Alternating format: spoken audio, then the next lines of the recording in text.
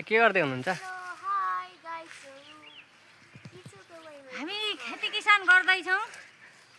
अहिले चाहिँ के गर्दै हो? आलुका मुन्टा काटेर भैँसीलाई घाँस गराउँदै हो।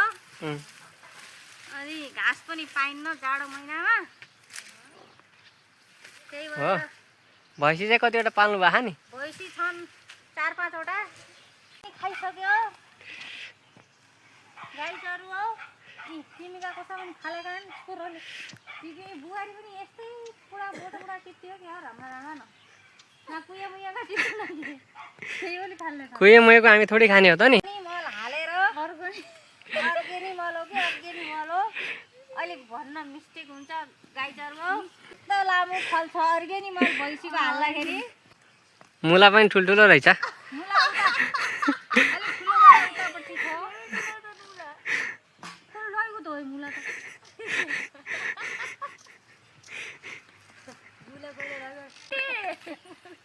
हाम्रो बारीमा अलि चोरहरू धेरै पस्छन्, भएको मुला आलु सिमी पनि लगिहाल्छन्।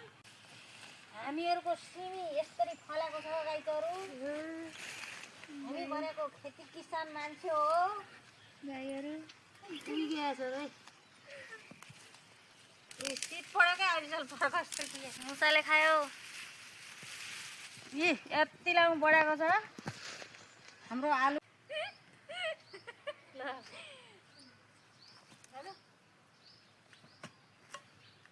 त हाम्रोमा आलु नै आइरहेको छैन। अघि नै अर्ग्यानिक आलु भन्दै हुन्थ्यो।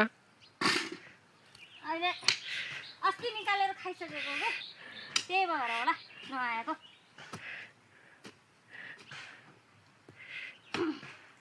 यहाँ छ कि आन्टी के गर्दै हुनुहुन्छ त्यहाँनिर? सिमीको दामलाई बाबुले उता हेर्छु भनेको छ, त्यो भनेर अलिकति किरा पनि लागिसकेको रहेछ। त्यो अनि मुलाकोमा सिमी खोजेर हुन्छ त?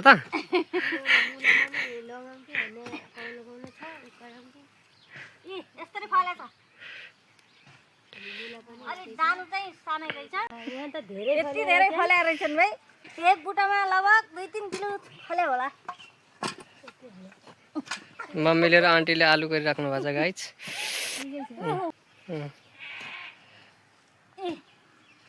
कुनै बुट्टामा चाहिँ धेरै फल्या रहेछ, कुनैमा चाहिँ थोरै फल्या रहेछ। गाई चरु हो नराखेर उयो अम्माको भाग ठुलाकेर पनि हामीहरूको भाग है त। यो राम्रो हुन्छ क्या यस्तो। यो छोड्नु हुँदैन आलु।